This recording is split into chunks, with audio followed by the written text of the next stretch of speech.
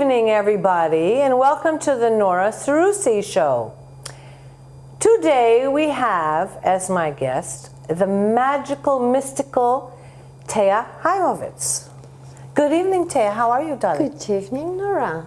I don't know if I'm magical and if I'm mystical, but I'm Thea, and I'm very glad to be here in your show. Now, I want to tell you I'm trying to learn about Kabbalah. The things I know about Kabbalah, two things: Jewish mysticism, and when I was in Tel Aviv, everybody told me that there's a center in Dizengoff that Madonna came to. Yes, it's true. And that's about it. So I want you to educate me and educate us about it, because I don't know so much about it. You know that Kabbalah is the science and is the wisdom of the process in which the man received the soul from God or from the Creator or from whoever created the world. And it's a whole process, and it's a whole Torah. We are saying this in Hebrew because it's a saint thing that happened, and as long as we have a saint, as long as we have a soul inside us, we are alive. So regarding the Kabbalah Center in Tel Aviv, I learned there, I love them, and yes, Madonna came there because she used to learn Kabbalah for years, and till today she's learning Kabbalah, and she's learning with the best teachers in the world. One of them was my guest here in the show, in Kabbalah 100% show. And she's very good in it, and actually this is her secret. If you saw a lot of people from entertainment and a lot of people from showbiz, they lost their souls, they lost their direction. They lost because their way. They didn't know, they lost the way completely. Yeah. Madonna never lost her way, never. Even if in the 90s, you know that I think she had a book about In Bed with Madonna, her kissing men, kissing girls, if you remember. She did a giant service to the gay population. And in the 90s, being gay wasn't the simplest thing in the world. And after that, she bring to the world the thing that the woman can be around 50 years, around the age of 50 years, and she can have a boyfriend or a husband who is only 20 years old. You know, till today, till Madonna, you know, something like that wasn't that usual. Today is not a problem anymore. So she's a person that actually took some paradigma. How do you say it in English? Paradigma you say in Hebrew. I think in Romanian too is paradigma. She took these ways of thinking and just turned them to something, you know, which is very good. If a man who is 50 years old can marry with a young woman and she's 20 years old, this thing might work to a woman too. So nobody blinks if a man does it. Yes, nobody blinks. But if a woman does it, it becomes a very big thing. I'm not saying that this is the way that should be between a man and a woman or a woman and a man. But what I'm saying is that for centuries, men did get married to very young women, and the opposite didn't work. So what I want to say is that all the crazy things that Madonna did, there were things that very strongly impacted the society. She didn't lose her mind. She wasn't like Whitney Houston who took drugs till he died, and she wasn't like, you know, everything she has done actually changed the world. And another thing that she brought, Madonna, she doesn't have a voice actually. Madonna doesn't have a voice. I saw her singing now in Eurovision in Israel. And the show was magic, but the voice wasn't there so much.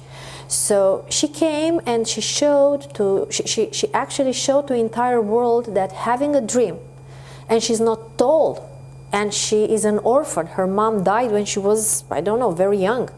And she's a Catholic, and you know, growing up in a Catholic environment is not the most high. You remember the scandal when she did like a virgin and she did the... I know most people may not remember. Yeah, I remember. There was a very big scandal about the video. And they banned it in some places, and it created a big problem in the Catholic community. Yes, it's true. So what I want to say is that everything that she did, actually she brought light into society. And even though on this time it seemed to be weird, as the example that you gave with like a prayer with a big star, Actually, today, it's not that weird anymore because somebody did it and she assumed what she'd done. All these things are coming from Kabbalah because she understood that she has her faith and she has to follow her faith. I want to tell you about Madonna, that I give her really a lot of respect, and I'll tell you why. When she started out, and she was fairly young and like a teeny bopper, her evolution is something. She has managed to stay on top and reinvent herself so many times over like 4 decades. If I think about it, that's quite something. Some of them have gone by the wayside, some of them have succumbed to drugs, as we know. But she has managed to keep a name and have a life and not so crazy compared to some of the other people. And I really say kudos to that, because it's something, especially in the entertainment world and the music world, because the entertainment world is crazy enough. The music world, I know from being around it in LA for many years, is absolutely insane. Insane. The stories that come out of there are unbelievable on a daily basis. So this is a lifestyle for them. The fact that she didn't get sucked into that lifestyle and managed to get a direction, and that's where I believe the Kabbalah helped her. It grounded her and it focused her, that a lot of people maybe aren't aware of how helpful it can be, and how, that's why I want you to talk about it, how it can help you become much more focused. Yes, she did that. She understood. She came with Kabbalah. The Kabbalah owe her a lot, because she was the one who spoke very open about Kabbalah. Yeah. People thought that there is a dogma, it is a sect. I don't know what they thought there is. They thought that, I don't know, religion, I don't know, all kinds of stupid things. And actually is the most ancient wisdom in the world. And without Kabbalah, a lot of science people during the history, they wouldn't make the discoveries that they did. Sir Isaac Newton, let's take Newton, okay, with the gravity theory. Mm-hmm. He learned Kabbalah because he lived 300 years ago, and when he got the revelation of the thing that there is a force, a magnetic force that actually attracts everything that falls down, after that he studied, and actually in Oxford, if I'm not wrong, there is a book of Zohar, because he was a huge theologist. He learned Hebrew and he learned Aramaic, I didn't know that. Yes, and he learned Kabbalah. He read Zohar, because Zohar, everything it's one code over another code. You can read the book and you don't understand what's going on there, because everything it has another meaning than the world that you read it. And then you have to use your brain. You have to know numbers very well. Everything it's everything it's a code there in Zohar. And Madonna took the best teachers. She learned, and actually, if you look back, all her scandals, there were scandals that they were breakthrough for humanity. So she did things for humanity, and she put herself and her career in the middle. Okay, she drew attention, but actually, everything that she's done come back to the humanity and opened. She opened a lot of. She opened a lot of windows. This is without a doubt. This is probably one of the most super things she's ever done. But I do remember that when people started talking about it, that they thought it is some kind of cult, or because people, if they're not familiar with something, their first reaction is to pull back, and go. But see, I'm the type that's curious. I want to know more. Not everybody's like that. There are the other people. I don't know. I don't want to know. I don't need to get involved.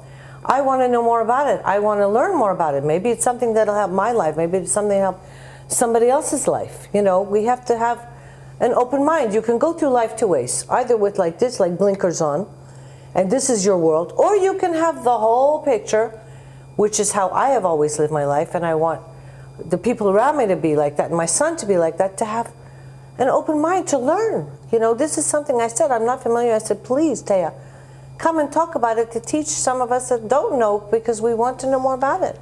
But there are this thing that Kabbalah, it's mystical. It has a huge mystical part, Kabbalah. Kabbalah has formulas, and Kabbalah has everything. The Kabbalah is a science, and it's an academic science, and you can learn about Kabbalah at the university, including here at Felicia Waldman is teaching Kabbalah. If you know Felicia Waldman, of course you know Felicia Waldman. and she's teaching Kabbalah at University of Bucharest. But Kabbalah has formulas, and Kabbalah has a lot of letters with all the secrets of the world encoded inside. And while you are just scanning the letters, the Hebrew letters, it changes something inside the person. Let's say that Kabbalah has all the hidden secrets of the world. It's not by chance that people who learn Kabbalah, they didn't for many years they didn't write it down. The Kabbalah was passed from one person to another by stories, and us today thinking that someone will learn a book by heart, it's impossible. So I want to tell you that there used to be hundreds and thousands of students who wanted to learn Kabbalah, and then only those who were able to understand what is written there, who are able to learn by heart what is written there in order to pass the thing over. And it's in Kabbalah written that if you forget, let's say a comma, between the words, that will change the entire faith of the whole planet. So if someone would transfer, on the ancient times when everything was transferred on an oral way, if the things were transferred with a comma missed, he was fired. And this thing, it's a theory that was that won the Nobel Prizes, because it's the chaos theory. When something that you do here actually has an impact on another part of the earth. And Kabbalah has a lot of magic things when you are talking about practical Kabbalah. Only reading some things, only doing some things, and your soul already got peace of mind. Only by doing some things. It's magic like this. But I'm talking about magical Kabbalah. I'm talking about practical Kabbalah. There is theoretical Kabbalah that you can learn it in school, and there is practical Kabbalah, things that you are doing, things that you know that are impacting yourself, and through you are impacting the whole world. And there is applicative, I think this is the way of saying in English, applicative Kabbalah, when Kabbalah inspires you to do something. I'm doing Kabbalah jewelries because I'm inspired by Kabbalah. I wanted to talk about that. Yeah. That's how I met you at first, was with the jewelry for Kabbalah. Yeah. Which I think is fantastic. I mean, Yes, it's so lovely. It's something so unusual. Yeah, it is unusual. And now I know that you're doing some, it's not seminars, what did you call it? Meditation. Restarting? It's a system. It's restarting your life, because starting with tomorrow morning, tomorrow I'll have a course in the morning, and at 6 o'clock every Friday, 6 o'clock, we have meditation, and I have a group of meditation online, and people are registering because life is changing completely when you meditate every Friday morning. Did you know, Nora, that every Friday evening, when you light the candles for Shabbat, actually it's a time of window in time, and it's a time when you can connect all the departed souls. And do you know that connecting with the departing souls, that means the souls which are not here anymore, and let's say that you like to know how to do something. So when you light a candle exactly on the Shabbat hour, on the geographic place where you are, you can ask the question. You can invoke the person, you can ask the question, and then the answer will come to you, because there is a window in time exactly at this hour. This is the spiritual meaning of lighting the candles. It's a religious meaning too, but from Kabbalistic point of view, this is the way. If you want to light a candle, I don't know, to Abraham Lincoln and to ask him something, the idea will come to you. The only condition in order that something like that will happen is for you to believe, to respect, and when you do it, you just do it. You don't play with it. So Kabbalah comes, and Kabbalah is telling you exactly when is the right time to do something, when is the right time to think in some ways. You can imagine that King Solomon and King David, they were the biggest Kabbalists on the planet.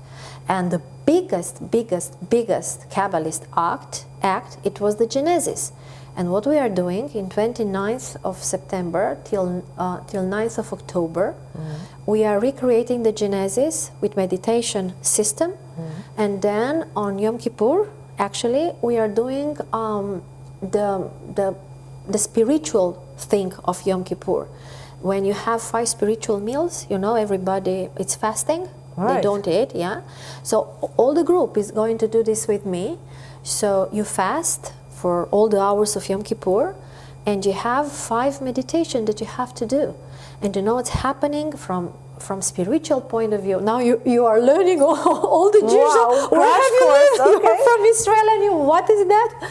And you know that this is what I was talking a few days ago with Alexandru. From spiritual point of view, the numerologic value of Yom Kippur is 365. And you know why? It's the only day in the year, it's only one day in the year, when the body has no significance with the condition that you have to fast, you don't have to eat, you don't have to feed the body. And then you don't feel the body. You're not hungry, you're not thirsty. It's very easy to do to fast and not to eat and not to drink anything while you have this kind of intention. And the soul is raising on the 10th Sfirot, you know what is 10th Sfirot, till the 9th Sfirah. And the name is Bina, which is the wisdom. And the Romanian people are saying that they are catching God's leg, Prin Piciorul lui Dumnezeu, from the 9th Sfirah. And it's the only day, because usually human soul can reach the 9th Sfirah. It's belong to the divinity. But there is one day which is very well calculated, and doing all things, all these things, you come back and you are easy and you are flying and you have clarity and you understand what's going on and you can't imagine what's going on. It doesn't matter if you're Jewish or Christian, because we have only one soul. We have a lot of religions, and people build the religions. It's not that God give it. There is only one divinity. It's only one God. It's one spirituality. All the spiritualities are talking about the same thing. Most of them, they have their roots in Kabbalah and Feng Shui, because Feng Shui and Kabbalah just live together. They're like sisters, you know. And spirituality is only one. But religion, the way of looking for God, seeking for God, the things that people are made, there are a lot of religion. And everybody is free to believe in whatever he thinks that he has to think and to believe. I love the way you explain it. And I love the enthusiasm you have when you explain it. Because even if you didn't want to learn about it, you make people curious and you make people, well, what is it? How did you get involved in this? Is what I want to know. Oh, God. So you just woke up one day and said, right, I've read about it, I want to learn, or what was the factor, the starting point? My grandma was very spiritual. My grandma, she had a Nobel title, and she was very, very special, and she was married to a Christian guy who was in the army, and it was a huge love between them. She was very small. She was, I don't know, she was 1 meter and 40 tall, something like that, and he was 1 meter and 80 something. It was a huge difference between them, and they got married against all odds. And actually, this was the way that she stayed alive during the Holocaust.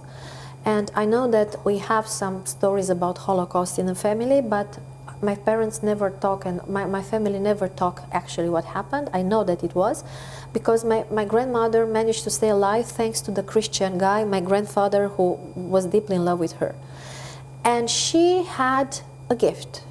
She had the clairvoyance, and she had the gift of I don't know how to say it, clear hearing. And she was doing things, because she was living most of the time on the Christian world, but she had all the Jewish tradition, yes, of course, tradition, and everything that she inherited. So what she was doing, she was very good on reading cards, and she was very good on reading in coffee, and she was a big lady. She came from Paris with the first white Pekingese in her purse. She was the first one who had, and she was going to the royal court with the Pekingese on her purse, and she was a lady. But also she had this thing. She was doing a lot of creams, she was a very smart woman. So I inherited this from her, and all my childhood, I was pretty weird. I was pretty weird, and it took me years to talk about that because I felt very, very awkward about being like that. Did you realize that something was different from you compared to the other kids? I realized, and usually I'm not talking about that because I wanted to be normal. I wanted to belong. And even in my family, I was saying things came true. When I was saying things, they were telling me, oh, you are exaggerating, you are crazy, something is going on. I'm talking about my family. And then when it was happening, they were saying, oh my God, you're like your grandmother. Oh my God, you inherited from your grandmother. It was like this. For years, it was like this. And when I was 17, I was going to school, and every time when I was reaching a certain building, I was imagining how my future love would look like, the guy that I'm going to marry with. And I was picturing in my head my husband. There were also things that I saw that I'm different. People were telling me, oh, you are weird. Oh, where do you have those ideas? And then they were calling me, oh, it happened. But all the time, I tried so hard to be like everybody. But it didn't work for me because I wasn't like everybody. Because you weren't, exactly. I wasn't, and I was talking about the future like it was in the present, and people were saying, what are those inventions? What is this? Why will you say something like that? No way that something like that will happen. We call that a fertile imagination. Yes, yes, but it wasn't a fertile. I was looking, and I remember that I was supposed to say, okay, I'm going to be the best, I'm going to treat the acne, and I'm going to be the best in it. But what acne? I never had acne. What is that? And I'm treating acne. This is what I'm doing today. So it went like this till I got close, and I remember when I was 30 years old, I was on the seashore with my husband. I was on the seaside of shore on Tel Aviv. Back up. So you met the guy that you I met him. And, how did that? This is good. I went to Belgium, and I got married with a guy that he was my boyfriend then, and he was my boyfriend from the high school, and I got married. And I said, okay, I will never meet the love of my life. I love this guy. I suppose this is the maximum that I can do in love. This is the maximum because I loved him. This is the maximum, so I got married, and we got married in Belgium. Mm-hmm. And we've been in honeymoon in Europe. It was 1993, I think, yeah. And we've been in Europe, 1993, yeah. We've been in Europe for 3 months in a honeymoon. And then we came by car. That's a nice long honeymoon, darling. Yeah. And we came home by car. I drove from Belgium to Israel by car, and I entered in Israel with a car with foreign number, something like that doesn't happen in Israel. So I was weird too, and I remember that I had orange nails like today and white nails, and people were looking, what? You are weird. What is this color? And you know, now it's different. I like to call it different. Yeah, I was there. Yeah. And I told them it will come a day when everybody will go like that. Oh, you are dreaming. Look here. And look here. Yeah. So when I came back, in the day, the second or the third day, if I'm not wrong, I saw my husband, my husband. And I recognized your future husband. My future husband. Wait a minute. So back up. You were on the honeymoon. You just came back from the honeymoon. I came back. Yes, in 2 days or 3 days when I came back. I've never heard anything like this. I was married for 3 months, something like that. Oh my God, I've never heard of this. This is very interesting. So I decided that I'm going to divorce because I met the love of my life. This poor guy, I have to say, must have had the shock of his life. He loved me, and we are very good friends till today. And he is a wonderful guy, my first husband. So I went home. You know, looking at this other guy, because I recognized him. This mental picture in your mind. I recognized him. Did he? And I have a question for you. Did he recognize you? Yeah. Yes, he had this also, the image in his mind? From the moment that he saw me, yes. So this is like, my grandmother would call it destiny. Yeah. This is your destiny. Yeah. So what happened, it was that I went they're putting the wrong picture aside. Who are those guys? Oh, this is the ambassador. This is the ambassador is coming next week. Hello, ambassador. I had an interview with him at TVR last week, and next week is here. I'm going to be on TVR. I know that Thea has some pictures somewhere because this is going to be next week. Well, doesn't matter. And this is not me. He looks great, but this is not the... All right. Yeah, His Excellency will be with us next week, and we're very honored to have him. But I think these pictures are supposed to be for that. I know that Thea has some of her own pictures, which I hope we will show. Anyway, please tell me, this story is so fascinating. So he had an image in his mind. He had also like a... Yes, he recognized me. I don't know, clairvoyant, some kind of something that he... And the two of you just met and clicked. Yeah. And this is I like got in divorced, the movies, people. and I This went is home, amazing. And I told my mom, Mom, I met him. And my mom was, oh my God, because she knew. Because while I was picturing him in my head, I was coming home and telling my mom how my future love life is going to look like. And I told her, Mom, I met him. And that's it. And it was 25 years ago. So, woo! That is like 1 second. Yeah. I was like, so I never heard such a thing. It's amazing. It's extraordinary. I told people. I told this story only to the people that I knew that I can talk about that. Yeah. And also with my Kabbalah jewelries, what happened? And this is quite a story. This is a story. I'm a person I don't know how to draw. I'm a very good on interior design, but I'm a lousy drawer. If you'll give me something now to draw, my father drew for me till the age of 18, I think. I'm out of order on this domain, and everybody told me you are very, very talented, and your artistic side, it's brilliant. Look, while I was going to the people who, they were reading my future, because in Israel we are doing that. I couldn't understand what. I saw that I have aesthetic, so I was sewing a lot on the sewing machine, and I was doing clothing, and I was very good on it. But I didn't thought that this might be my art. So when I was on the age of 28, I started with Kabbalah. When the Kabbalah and the medallions and all kind of jewelries came in my way, I understood, I recognized them. It was like a shock. I said, oh my God, what is with these jewelries, because I know them. And I was seeing things when I was looking to Kabbalah jewelries in Israel, I was seeing things. I said, what is that? So on some holiday, someone came to me and brought me some jewelry, usual jewelry. It was handmade, and I wanted a set, so I asked the phone number, and I went to the jewelry designer. So I ordered a lot of jewelries. She did it. She made it for me. And when I came once again to order more, she raised the prices. But she raised the prices almost double, So I said, but why would you do something like that? I bought so much from you, and I want this jewelry. And she said, no, this is the price now for you. Why? So I saw that, and she had some books with silver, with gold, with stuff, and on the bottom of the book there were some phone numbers, and I have a very good memory. I used to have then a better memory. So I memorized all the numbers. I was in Eilat, the Red Sea. I went home, I called those numbers. I asked, what is that? They told me, we are a shop for jewelries, so if you want to buy tools or something. So immediately I bought a flight ticket, and I flew there. I took the address, and I flew in Tel Aviv.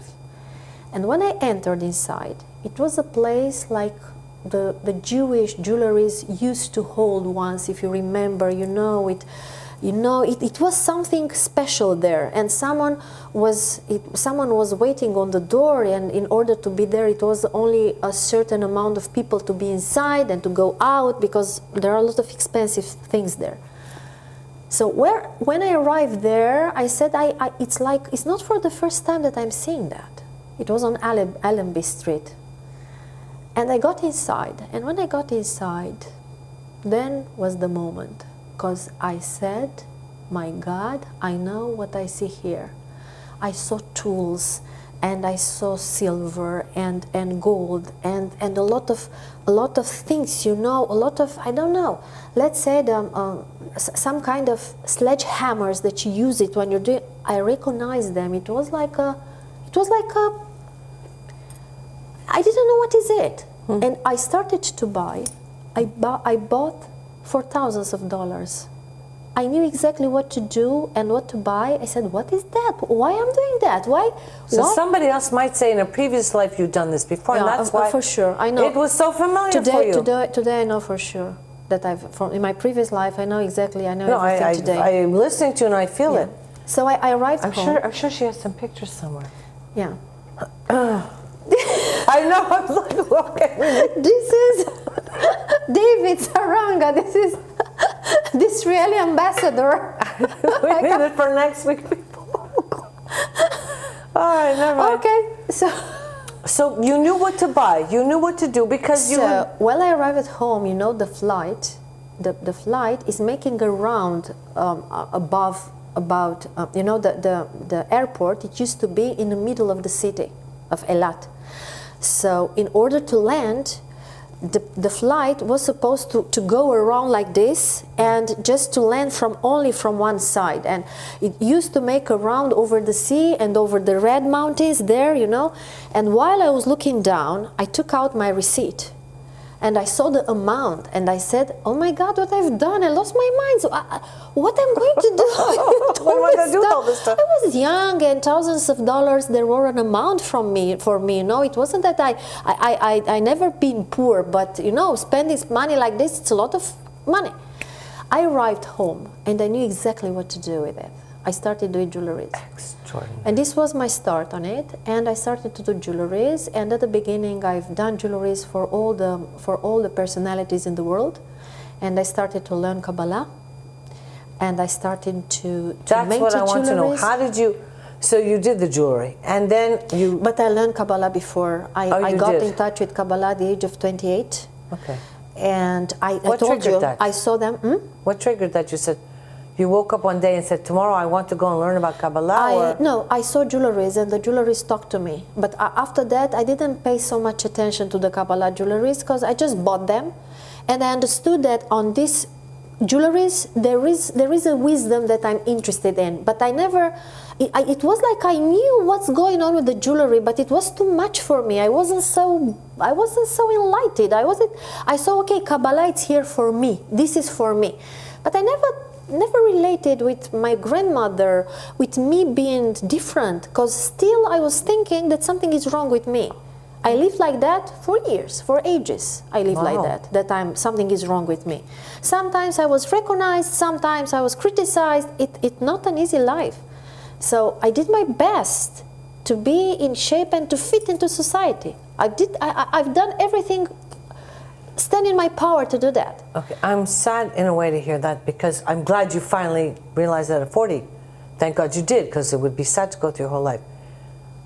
Because some people would look at it and say it's a gift. What you have is something so unique and so special. Again, because people, if they're not familiar with it, you use the term weird. People say it's weird when it's something it's not known. And sometimes they're not comfortable with it, okay? I prefer to use the word unique, special. There's something different about it. But it's wonderful that you finally recognized and said, wait a second. It's a plus. You know, people can talk about it as a minus, but it's actually a plus. No, I remember that I have a friend, and she lives now abroad for Israel and abroad of Romania, of course, because she's from Romania. And she lives abroad. And when we were kids, when we were teenagers, and we were dreaming, because I had a lot of dreams. I had a lot of dreams. And I was saying her, you know, I see myself on stage. I see myself. Oh, you're exaggerating. Oh, you're not going to be there. Oh no, this is what I heard from her. And I think that 7 years ago, because I wasn't in touch with her, she wrote me a mail like this. I'm going to translate. All your life you wanted to shine. I hope now you are pleased.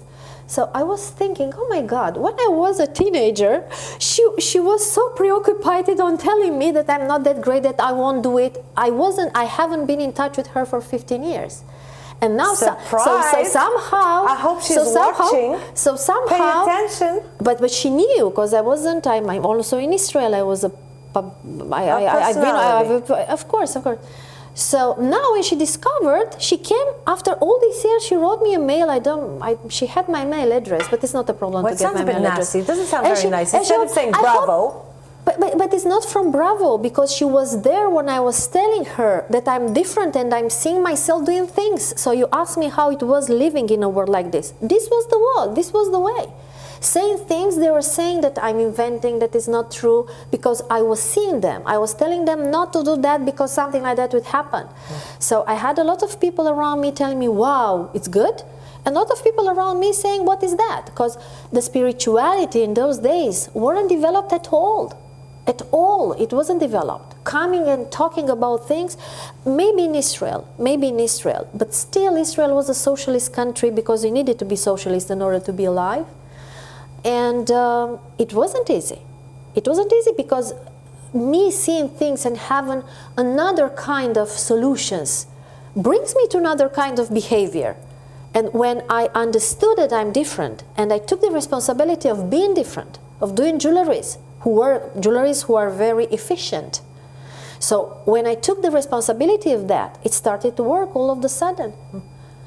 So when I came to Romania, so I started doing jewelries and stuff. And when I came to Romania, I didn't want to talk about that. Didn't want to talk not about jewelries, not about nothing. I came here. When did you come here? How did you get here? What was the transition?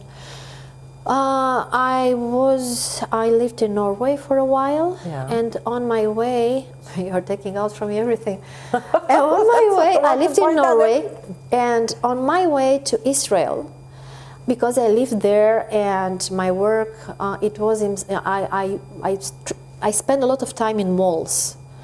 And the Norwegian fashion is very suitable to me. You know, long hands and slim waist, and here, you know. I was in Oslo, and I was one of the shortest people. And I don't think I'm so short, and I had heels at the time.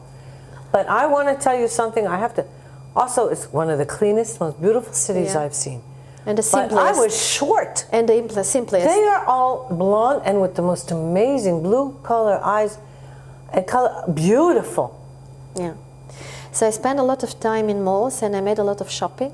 Yeah. And when I came back, although I had a special status and a special flight ticket, the lady from the airport, and also I announced that I'm going to have overweight and stuff, the lady from the airport, when she weighted my luggages, she said that I have to pay a fortune in order to fly with everything. So I decided that I'm not going to give up on my femininity moments. Mm-hmm. So I decided that I'm going to go home by bus, by train, by car. I wanted to rent a car and to go to Romania. My mom was then in holiday in Romania, and the car, it was something like $2,000 if you wanted to rent a car from Norway, because they had to bring the car back. That's a long way from there to there. Yeah. So I took the train with all my luggages. Wow. And I said, what is important for me? The luggages are important for me, so I'm going to save the luggages. So I stopped in Germany to my cousin, and then I was on my way to Israel. And then my cousin from Germany, she told me, listen to me, why are you going to Romania? Because I wanted to open my business. She told me, why you don't go to Romania? Because in Romania are beautiful girls, and the life was very good and very expensive back then, 11 years ago. So I decided I'm going to do it in Romania. Life is not so expensive, you mean? No, I said I wanted to say that you could sell very expensive products without a problem. And I had, my products are very exclusive. Today I have also regular products, but back then I had only squeezed products. So this is the way that I arrived in Romania. And when I arrived in Romania, among the first people that I met in Romania, beside that I had Ilana from the embassy, which is my sister and my friend and everything. We should say hello. Hi, Ilana. Yes. The first people that I met when I arrived in Romania, there were Botezato and Mirela Vescan. So they were with me since then till today. And I never talk about Kabbalah, about jewelry. I started doing my business, started opening my clinic. And then, Catalin needed something, and Catalin Botezato, and I decided that I'm going to do something for him, and I designed a special jewelry for him. I did it, I gave it to him, it worked. And then he came to me with Mirela Vescan, and they asked me, can you take us to Israel because we want more jewelries? And I told them, but I'm the one who is doing the jewelries. And Mirela stood there looking at me how I'm doing the jewelries. She's the only one which I allowed her to be there and to look at me.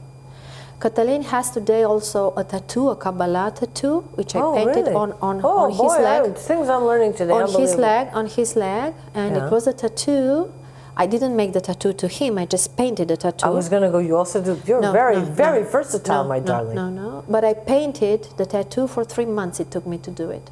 Oh. I did it with ink, the way that you used to do. And it took me 3 months to paint it and to make it. And suddenly I discovered that I'm able to draw. Today I can draw too. I didn't know how to draw, so I made it. So since then I'm doing jewelries, and people heard about that. And I had also fashion show with Kabbalah jewelries, and it was Mirela Vescan idea, and Katalin took models, and they were wearing bath suit, but very nice and decent bath suit, with very long and nice jewelries. And on Romanian Fashion Week, they were wearing black robes, you know, long black robes, yeah. And they had a red string on their hand, and then all of them were like this, you know, with a hood on the head, and all dressed like this, and everybody was going on the scene while was taking away the robe, and on bathing suit, and my jewelries, my long jewelries. Wow! And I've done a lot of. How come I wasn't there? I don't know. I didn't. I think I didn't know you. I didn't know you back then. I think I met you through Roxana. Through Roxana and through Ilana too. Yeah. Because I was shopping in your shop, and then I called you because I wanted to buy something for my husband. But yeah, and it's Seroussi, and he has a suit till today. I think the first suit that we bought then. It was a hit. It was wonderful. What kind of suits you have there? So this is all about, and since then I'm doing jewelries, and I was working on Canal D. I was the specialist in beauty and health. I've been there for years, and half of my shows I was the permanent guest in the shows. Every Monday it was, and half of my shows they asked me to do about Kabbalah, and I was talking about Kabbalah. And you are the Kabbalah expert. That's what I said to everybody. Yeah. Yeah. I wouldn't know who else to even call, except for you, to be able to talk intelligently about it and to teach people, because the rest of us most people, what would they do? Google it. Otherwise, they'll take a book. But as you said, it's layered, and there is an understanding that has to be done before you get to the understanding, It's not just like that. Let me put it that way. Correct? And it's a practical way of doing. And you have to do it while you give respect to the theoretical part. And you have to do it while giving respect to all kind of schools of Kabbalah life. I have teachers. One of them, I have to say that I discovered him in Romania, and we recognized each other because both of us were born in the same day, and the way that we met and we discovered that we are born in the same day, it was, we understood that it's much more than that. It's not coincidence. No. I was sent to talk to him about Kabbalah. Yeah. He told me I was waiting for you for years. We sat down, he gave me books, and in one of the books it was written a date. I said, oh my God, do you know what is this date? And he said, yes, it's my birthday. I told him, and it's my birthday too. And it was the first, it was, yeah. But he died. And a lot of what I know is coming from Kabbalah University. A lot of what I know is coming from Kabbalah University. But beside that, I had a lot of other teachers, and with private lessons, and a lot of work. And from Felicia Waldman, she's wonderful. And I wrote a book about that, about Kabbalah. Are you teaching now? I had my courses of Kabbalah, of personal that you're teaching transformation. Other people? Yeah, and I have a course tomorrow morning, starting with 10:30. And we are talking about how to restart the life, because we are entering now in a magical period of time. And I'm doing personal one-to-one sessions, and people are coming to me. Excellent. And they are transforming completely. And starting with 29th, when it's the new year, the Rosh Hashanah, the new year Hebrew Eve, we are entering the days of power. And you can exercise the Genesis, and you can tap into the energy of the Genesis. And if you are doing that, the whole year, you can tap into the energy of that day. Just by knowing things, just by meditating, just by believing. Look, the Kabbalah, it's amazing. Thea, I'm so curious about it now. I want to learn more. But we're going to be saying goodbye and good night for now. Thank you for joining us. See you next week, and we're going to be talking about this. Thank you. Good night.